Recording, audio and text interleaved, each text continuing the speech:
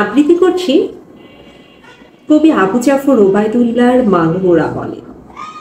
কুমড়ো ফুলে ফুলে নুয়ে পড়েছে লতাটা, সজনে ডাঁটায় ভরে গেছে গাছটা, আর আমি ডালের বড়ি শুকিয়ে রেখেছি।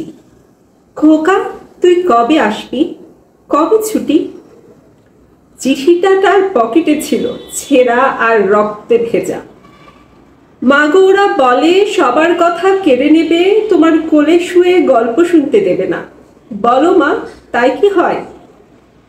তাই তো আমার দেরি হচ্ছে। তোমার জন্য কথার ঝুড়ি নিয়েই তবেই না বাড়ি ফিরব। লক্ষ্মী মা রাগ করে না। মাত্র তো আর কতটা দিন। পাগল ছেলে, মা পড়ে আর হাসে। তোর উপর রাগ করতে পারি? নারকেলের চিড়ে কোটে, উটকি ধানের মুরগি ভাজে, এটা সেটা আরো কত কি। তার খোকা যে বাড়ি ফিরবে, ক্লান্ত খোকা।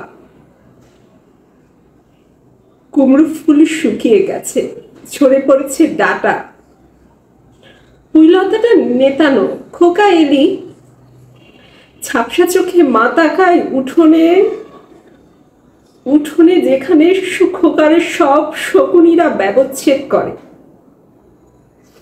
এখন মার চোখে চৈত্রের রোদ পুড়িয়ে দেয় শকুনিদের। তারপর দাওয়ায় বসে মা আবার ধান ভাঙে, বিনি ধানের খই ভাজে। খোকা তার কখন আসে, কখন আসে? এখন মার চোখে শিশির ভোর, স্নেহের রোদে ফিটে পড়েছে।